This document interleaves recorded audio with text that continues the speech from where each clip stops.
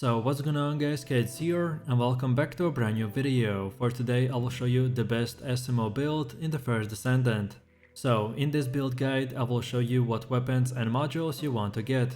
Then I will explain every single skill and show you the best reactor stats and external components. And then lastly we will take a closer look at the gameplay and weapon mods, so you would be able to get the best results and highest damage possible and much more. If this sounds interesting to you, then let's get right into it. So then let's move over to the build. Esiemo is all about explosions, and even more explosions. He's an amazing ranged burst damage dealer that is capable of clearing trash mobs in a second, while nuking bosses at the same time. You want to play Esiemo in a mid-range, close enough to stick to the enemies with your grenades and landmines, while far enough away that you won't get swarmed and die.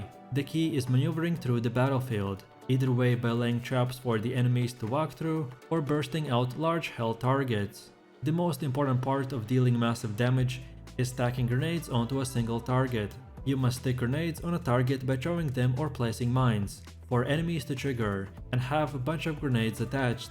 Each grenade attached to a target increases its damage done, so it's extremely worth to wait until you can place multiple stacks at once. And once you have enough grenades, which is up to 5, then you can detonate them all at once to deal massive amounts of damage. And because of our specific setup, we will increase its damage by 200% on top of the already big stacks that we get from other skills. So then with that said, now let's take a look at our build modules.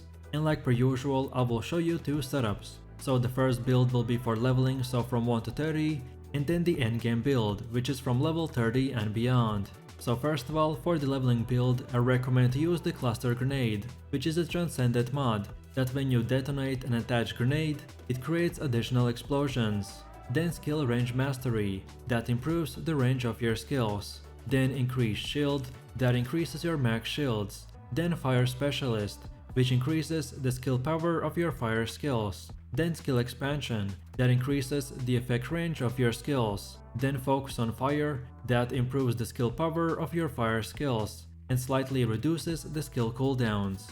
Then dual claw, that changes your sub attack to a dual claw attack. It also increases your max module capacity. Then willpower efflux, that increases your defenses and slightly improves HP. Then increased defense, that increases your defensives. Then increased HP, which increases your max HP. And finally the technique manual, which does that when landing a skill, it deals a portion of your max HP as extra damage to the target, but it has an 8-second cooldown per enemy. And then now let's move over to the endgame build. So I recommend to get the multi-maneuvering, then maximize power, then increased HP, then increased shields, then front lines, then fire specialist, then HP planter, then iron defense, and lastly the skill expansion. Then next up, let's take a look at the best weapons and mods that we should use. So for our weapon loadout, the first one is the Greg's Reversed Fate, which is the new meta weapon. This firearm causes an AoE bombardment upon hitting a target with max shields. Overall, this weapon is the best for burning and increased fire rate. And for the mods, we want to attach the Fire Conductor, Fire Enhancement, Sharpshooter, Rifling Reinforcement, Adventurer, Fire Rate Concentration, Deadeye, Inside Support Ammo, and Commando Marksmanship. Then for the second weapon, we want to use the Tamer Machine Gun, with mods like the Toxic Enhancement, Fire Rate Up, Reload Insight, Peak Point Aiming, Rifling Reinforcement, Better Insight, Poison Priority, Pinpoint Shot, Hawkeye, and the Adventurer. And finally, for our third weapon of choice, we have the Restored Relic Launcher, that is the ultimate weapon, a weapon that demonstrates at least a small portion of the overwhelming technical powers of the ancestors. It has a built-in function that fires a guided rounds, and on hitting an enemy with a guided round, it inflicts ancient fire to the targeted enemy with a set chance to trigger a fire rate for 3 seconds, which will deal insane amount of damage. And then for the mods, we want to get the concentration priority, that makes that our reloading is quicker and firearm critical damage is improved. Then rifling reinforcement, which significantly improves your explosive attack then concentrate support ammo, which gives you more rounds per magazine, and slightly improves the firearm critical hit damage. Then action and reaction, that improves the explosive attack and recoil. And finally the fire rate up, which significantly improves your fire rate. Then next up, let's go over to the best reactor stats. So your reactor is very important item that determines your skill damage and can also include extra modifiers that buff certain aspects of your build. The better your reactor is, the more damage your skills will deal to enemies. I recommend prioritizing using a reactor with the highest skill power and a sub-attack power. My best job that I got is this burning mixture reactor that has insane skill power and has the best optimization condition that because we use the Greg's reversed fate, we get even more boosts to our overall DPS.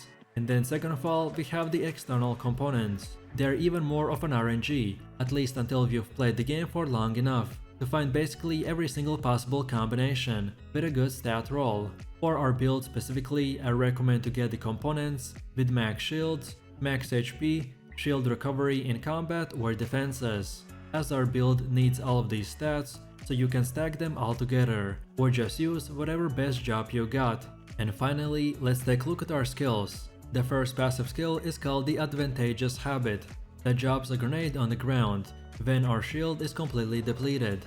Then our first active skill is the Time Grenade, that launches a sticker grenade forward.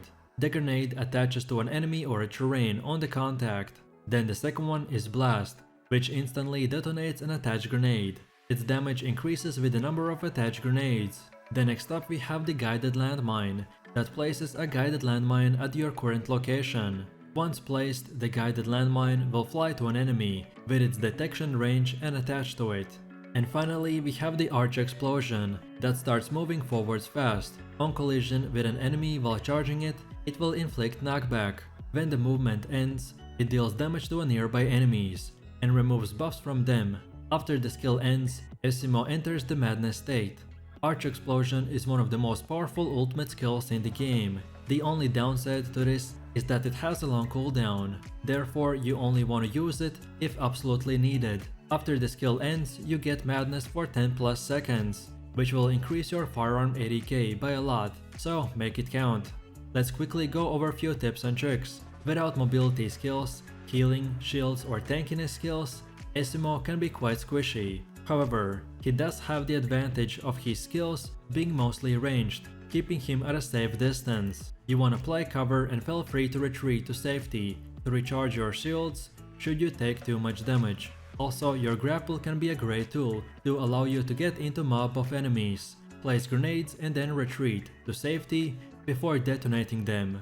Esiemo has two skills that are timed and will explode eventually. However, you can decide to trigger these explosions sooner. This can be done by killing an enemy with an attached grenade or activating your blast skill to instantly explode all the attached grenades. 1 or 2 grenades are enough to take out most of the enemies.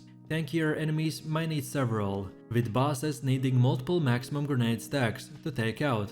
And finally, the most important part of dealing massive damage with the Esiemo is stacking grenades onto a single target. You must stick a grenade on a target by throwing them or placing mines for enemies to trigger. Each grenade attached to a target increases its damage done, so it's extremely worth to wait until you place multiple stacks at once. And once you have enough, which is usually maximum of 5, then you can detonate them all at once to deal massive amounts of damage. And that's about it. So with that said, I really do appreciate everyone for watching guys, and I hope you enjoyed it. If you have any questions or suggestions, then feel free to leave your comments in the comment section down below. And while you're doing that, please click like, subscribe and enable that notification bell, so this way you could support the channel and not miss any more amazing content. With that said, you have an amazing day and I will see you in the next one, so take it easy, peace.